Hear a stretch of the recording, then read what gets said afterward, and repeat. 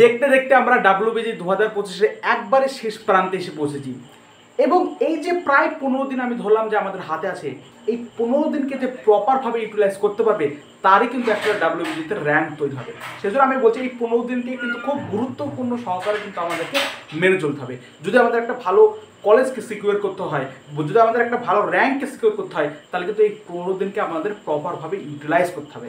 জাতামাতা এদিক ওদিক পড়ে গেলে হবে না, সঠিক পদ্ধতিতে সঠিক জিনিসটা আমাকে পড়তে হবে। যে জিনিসটা আমার অ্যাকচুয়ালি পরীক্ষা আসে, যে টপিকটা পরীক্ষা আসে, সেইগুলোকে আমাদের চোখ বুলাতে হবে। তো কীভাবে তুমি এই রিভিশনটা করতে পারবো তার একটা প্রপার ডিটেলস আমি কিন্তু ভিডিওটার মধ্যে চাচ্ছি। তো যার যেরকম প্রিপারেশন, ধরো কেউ অনেকে নিজের স্ট্র্যাটেজি চলছে, তারা প্রত্যেকে চলো, কিন্তু আমি যে পয়েন্টগুলো বলছি একটু 5 মিনিট সময় নিয়ে 2x স্পিডে হলে দেখলেও এই পয়েন্টগুলো একটু মেনে চলার চেষ্টা করো, দেখবা তোমার র্যাঙ্ক ইমপ্রুভ হবে, তোমার একটা ভালো কলেজ সিকিউর হবে। দেখো তোমাদেরকে প্রত্যেকের কাছে আমি দয়া করে বলছি ভিডিওটা একটু মনোযোগ দিয়ে শোনো, প্রত্যেকের কিন্তু ভিডিওটা অনেক উপকারে আসবে। ফার্স্ট অফ অল এই 15 দিন আমরা কী করবো দেখো, আমি মেন 3টি পয়েন্ট, যে 3টি পয়েন্ট সবাই তোমাদের বলে, সেই 3টি পয়েন্টই আমরা বলবো যে শর্ট নোট পড়ো, নেক্সট তোমাদের প্র্যাকটিস করো ডাব্লিউবিজির পিআইকিউ, কিন্তু মক টেস্ট দাও। এই 3টি পয়েন্ট তোমরা কীভাবে করবা সেটা কেউ বলে না, সেই সম্পর্কে আমি বলবো এবং খুব সহজে কীভাবে করতে পারবা সেই সম্পর্কে আমি ভিডিওর মাধ্যমে বলবো। তো বেশি না বলে শুরু করছি, শোনো। দেখো এই 15 দিনকে সম্পূর্ণ তোমাদের সব কিছু ভুলে যেতে হবে। তোমার যে ডিপ্রেশন, তোমার যত চিন্তা আসবে, নানান কিছু সমস্ত কিছু চিন্তা আসবে, সমস্ত কিছু ভুলে গিয়ে, সমস্ত কিছু অ্যাংজাইটিকে দূরে রেখে একদম ডাব্লিউবিজি পরীক্ষা শেষ পর্যন্ত কিন্তু তোমাকে খাটতে হবে। অর্থাৎ বলে না শেষ নিঃশ্বাস পর্যন্ত খাটা, ঠিক একইভাবে ডাব্লিউবিজি পরীক্ষার আগের রাত পর্যন্ত খাটতে হবে। এই প্রস্তুতি নিয়ে, এই মাইন্ডসেট নিয়ে তোমরা এখন থেকে কিন্তু শুরু হয়ে যাও। দেখো ফার্স্ট অফ অল আমাদের কাছে রিভিশন শর্ট নোটস। দেখো আমি কিছু কথা বলি, দেখো যারা শর্ট নোটস বানিয়েছো, আমি অনেক ক্ষেত্রে অনেকে বলেছিলাম যে শর্ট নোটস কীভাবে বানাতে হয়। আমি বলেছিলাম প্রত্যেকটা চ্যাপ্টার যখন পড়বা তার যে গুরুত্বপূর্ণ থিওরিগুলো, তার যে গুরুত্বপূর্ণ সূত্রগুলো, সেগুলো এক জায়গায় করবা। প্লাস পিওয়াইকিউ যখন প্র্যাকটিস করবো, যখন কোশ্চেন প্র্যাকটিস করবা, তখন সেই কোশ্চেন প্র্যাকটিসে যে কোশ্চেনটা তোমার আটকে গিয়েছে, যে জায়গাটা আটকে গেছে, সে আটকে যাওয়ার অংশটুকু ও শর্ট নোটসের মধ্যে অন্তর্ভুক্ত করে দেওয়া, তখন রিভিশন দিতে সুবিধা হবে। তো যারা এই ডাব্লিউবিজির প্রিপারেশন করে আসছো তারা নিশ্চয়ই এটা করেছো। আর কেউ যদি না করেও থাকো, বা কেউ যদি ফ্রেশ ক্লাস 12 পাস করে জাস্ট উঠেছে, সদ্য পাস করে উঠেছে, এমন হয়, তাদের জন্য বলি তারা এখন এই মুহূর্তেই সমস্ত কিছু পড়তে গেলে হবে না। ভালো করে শোনো, সমস্ত কিছু এই যে প্রথমে বই চ্যাপ্টার খুলে সব কিছু পড়তে গেলাম, তাহলে কিন্তু একটা সময় পাবে না পরবর্তী ক্ষেত্রে। সেজন্য আমি যেটুকু বলছি প্রপার যেটুকু দরকার সেটুকুর উপরে আমরা করবো। কী করে আমরা বুঝবো যে প্রপার কোনটুকু আমাদের পড়তে হবে? তার জন্য একদম প্রত্যেকে বলছে আমাদের ব্যাসেও, এবং তার সাথে আমি প্রত্যেককে ফ্রিতে একদম আমাদের একটা শর্ট নোটস আমি তোমাদের প্রোভাইড করে দেবো। প্রত্যেককে ফ্রিতে শর্ট নোটস প্রোভাইড করে দেবো। অর্থাৎ লাস্ট মিনিট রিভিশনের জন্য যে টপিকগুলো একবার দেখতে হবে, চোখ বলে নিতে হবে, সেই টপিকের ওপর সেই বেসিকে একটা শর্ট নোটস আমি তোমাদের প্রোভাইড করে দেবো। এছাড়াও তুমি যদি বং স্টাডি হবে যাও, সেখানে শর্ট নোটস থাকবে। তাছাড়া আমি তোমাদের প্রত্যেককে ফ্রিতে একটা নোটস প্রোভাইড করে দেবো, যেটা একবার তুমি রিভিশন করলে মোটামুটি প্রত্যেকটা কনসেপ্ট সম্পর্কে একটা তোমাদের ধারণা চলে আসবে। সেই নোটসটা আমি ব্যাসেও দেবো এবং তোমাদেরকেও আমি দিয়ে দেবো ফ্রিতে। ঠিক আছে?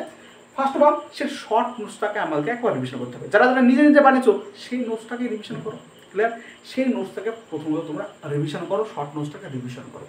রিভিশন করা হলো, নেক্সট তোমাদের আসবে প্র্যাকটিস ডাব্লিউবিজি পিআইকিউ। তোমাদের আরও অন্যান্য কিছু কোশ্চেন প্র্যাকটিস করার কোনো এখন দরকার নেই, যেই মেন্স বা অন্যান্য কিছু এখন কোনো দরকার নেই। শুধুমাত্র ডাব্লিউবিজির পিআইকিউর উপর ফোকাস করো, ডাব্লিউবিজির প্রিভিয়াস ইয়ার কোশ্চেনের উপর ফোকাস করো।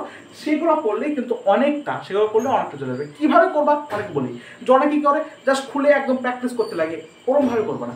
জাস্ট থিওরিগুলো করলাম, থিওরিগুলোর পরে করার পরে যারা যারা প্র্যাকটিস করেছো তারা আর একবার রিপিট করবা, আরেকবার দেখে নেবা যে কোথায় কোথায় তোমার প্রবলেম হয়েছিল, কোন কোন জায়গাগুলো, সেগুলো একবার রিপিট করে নেবা। এই জিনিসটা করার পর ডাব্লিউবিজি পিআইকিউটা এইভাবে রিপিট করবা। আর যারা করোনি তাদের ক্ষেত্রে আমি বলবো যে তোমরা মোটামুটি প্রথম যে 5 দিন কীরকমভাবে করতে হবে, কোন স্টেজ অনুযায়ী দিনে করতে হবে সেটা আমি বলছি, শোনো ভালো করে।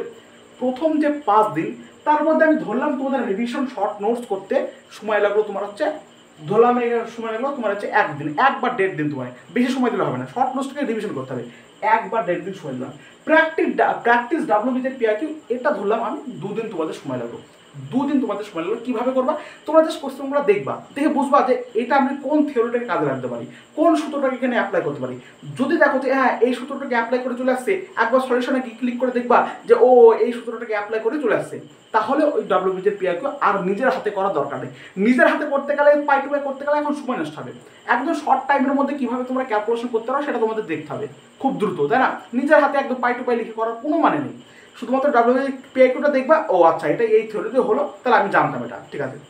নেক্সট কোনো একটা কোশ্চেন দেখবা এটা কীভাবে হবে, কোনো জায়গা ধরো তুমি বুঝতে পারছো না, আটকে গেছো, সেই জায়গাটা ভালো করে একবার দেখে নেবা, এইভাবে প্র্যাকটিসটা করবা বা সেই জায়গাটা জায়গা লিখে রাখতে পারো। ঠিক আছে, এই দুটো কাজ কমপ্লিট হওয়ার পরে একটা তোমরা মক টেস্ট দিবা। এই যে টোটাল তিনটে কাজের জন্য আমি ধরলাম 5 দিন। যারা নতুন করছে, যারা এর আগে পিআইকিউ প্র্যাকটিস করেনি, তারা দেখা যায় এই প্র্যাকটিস ডাব্লিউবিজি পিআইকিউ সমস্ত কিছু কমপ্লিট করতে পারবে না। মোটামুটি তাও 50% কভার আপ করার চেষ্টা করবা, 50% ডাব্লিউবিজির পিআইকিউ কভার আপ করার চেষ্টা করবা, আর যে 50% বাকি থাকবে সেটা নেক্সট আবার 5 দিনে করার চেষ্টা করবা। এইভাবে 5-5-10 দিনে সম্পূর্ণ করবা। এই যে মক টেস্টের কথা তোমরা বলতে দেখছে, এই মক টেস্টটা আমরা কিন্তু রবি 20 তারিখের মধ্যে একটা মক টেস্ট আয়োজিত করেছি আমাদের বং স্টাডি হাবের পক্ষ থেকে। প্রত্যেকে কিন্তু এই মক টেস্টে অংশগ্রহণ করতে পারো, পার্টিসিপেট করতে পারো, সম্পূর্ণ ফ্রিতে কিন্তু তোমাদের মক টেস্ট প্রোভাইড করা হবে এবং মক টেস্টের প্রপার সলিউশনে কিন্তু তোমাদের প্রোভাইড করা হবে। তাই এই 20 তারিখের যে মক টেস্ট, এটাকে কেন্দ্র করে তোমরা চলতে পারো। তোমরা ভেবে না যে 20 তারিখে আমাদের ডাব্লিউবিজি এক্সাম, ঠিক আছে, এই লক্ষ্যটাকে কেন্দ্র করে, একে কেন্দ্র করে তোমরা প্র্যাকটিস করো। এই যে কতদিন পাচ্ছ, 5-6 দিন, এই 5-6 দিন তোমরা খুব সুন্দরভাবে প্র্যাকটিস করো 20 তারিখের জন্য। ডাব্লিউবিজি মনে করো 2025 আমাদের 20 তারিখে এক্সাম, ঠিক আছে। প্রপারভাবে এই যে কথাগুলো বললাম এর মাধ্যমে 5 দিন প্র্যাকটিস করো, একটা মক টেস্ট দাও, তার প্রপার আমরা অ্যানালাইসিস দেবো, নিজেকে বোঝো যে কোথায় ভুল হলো, কোনটা আমার করা উচিত বুঝতে পারি। মক টেস্ট অ্যানালাইসিস করে বেশি মক টেস্টে তার আমরা দিকে দিল না যে এখন মনে করছো যে বেশি করে মক টেস্ট দেবো, 10-12টা মক টেস্ট এখন দিয়ে দেবো, ওরকম তার মানে গিয়ে লাভ নেই। তুমি 2টো মক টেস্ট দিলেও সেটা প্রপার একদম ঠিকঠাকভাবে সলিউশন করে দাও, প্রপার ঠিকঠাক অ্যানালাইসিস করে দাও, তাহলে তোমরা বুঝতে পারবো। বেশি মক টেস্ট দেওয়ার কোনো দরকার নেই। প্রপার আগে যেহেতু বললাম, আগে শর্ট নোটসটা রিভিশন করো, ডাব্লিউবিজি প্র্যাকটিস পিআইকিউগুলোকে ভালো করে দেখো, নিজেকে যেটা পাচ্ছ না সেটা ভালো করে মনে রাখার চেষ্টা করো, খাতা লিখলে এখন হবে না, ভালো করে মনে রাখার চেষ্টা করো, ঠিক আছে। তোমার প্রয়োজনীয় খাতা লিখতে পারো, সেটা কোনো কারণ নেই। এই দুটো করার পর তোমরা মক টেস্ট দাও, বেশি মক টেস্ট দেওয়ার দরকার নাই। মোটামুটি এই 5 দিনে এটা কভার করার চেষ্টা করো। আমরা 20 তারিখে যে মক টেস্টটা নেবো, সেই মক টেস্টটা তোমরা দেবা, তার প্রপার অ্যানালাইসিস আমি তোমাদের বলে দেবো, প্রত্যেকে প্রপার অ্যানালাইসিস তোমাদের বলে দেবে, তোমরা সেই অনুযায়ী অ্যানালাইসিস করবা। নেক্সট আর যে 5 দিন সেটা আবার তোমরা এইভাবে করবা। 5 দিনে তখন তোমরা অল্টারনেট করতে পারো। যাদের মনে হচ্ছে যে প্রিপারেশন মানে সেরকম ছিল না, অর্থাৎ আগে প্র্যাকটিস করেনি, তারা আবার পরের 5 দিন এইভাবেই তোমরা চলবা। আর একটা মক টেস্ট, মানে 2টো মক টেস্টে তোমরা সীমাবদ্ধ থাকতে পারো। কিন্তু যাদের প্রিপারেশন মোটামুটি ঠিকঠাক আছে, অর্থাৎ যারা এর আগে পিআইকিউ ভালো করে প্র্যাকটিস করেছে, তারা কি করতে পারে, তারা এই যে 5 দিনটাকে, এই 5 দিন গ্যাপ না নিতে পারে, তারা মোটামুটি 2-1 দিন পরে কিন্তু তাদের এক্সামটাকে আবার মক টেস্টটাকে দিতে পারে, ঠিক আছে। তারা দুটোর কাছে 3-4টে মক টেস্ট তোমরা দিতে পারো, তাদের পিআইকিউ প্র্যাকটিস আছে। তাও বলবো শুধুমাত্র মক টেস্ট দেওয়ার তারা এখন যেও না, এই 2-3টে মক টেস্টের মধ্যে সীমাবদ্ধ থাকলে প্রপার রিভিশনটা সবচেয়ে বেশি গুরুত্বপূর্ণ, সেটা আগে করো। এবং তোমাদের জন্য আমি বলি, প্রত্যেকটা চ্যাপ্টার ক্লাস 11 এবং ক্লাস 12 প্রত্যেকটা চ্যাপ্টার থেকে যে টপিকগুলো সবচেয়ে বেশি গুরুত্বপূর্ণ, যে টপিকগুলো থেকে মোস্ট রিপিটেড, মানে খুব বেশি কোশ্চেন প্রতিবার রিপিটেড হয়, সেই টপিকগুলো আমি তোমাদের আলোচনা করে দেবো। যে টপিকগুলো থেকে প্রশ্ন অ্যাকচুয়ালি তৈরি হয়, ঠিক আছে, সেই টপিকগুলো আমি তোমাদের বলবো নেক্সট একটা ভিডিওতে। তো অবশ্যই সাবস্ক্রাইব করো, লাইক করো, বন্ধুদের মধ্যে শেয়ার করো। সমস্ত কিছু আপডেট, সমস্ত কিছু তুমি এই ডাব্লিউবিজি সংক্রান্ত এই চ্যানেলের মাধ্যমে পাবে। ধন্যবাদ।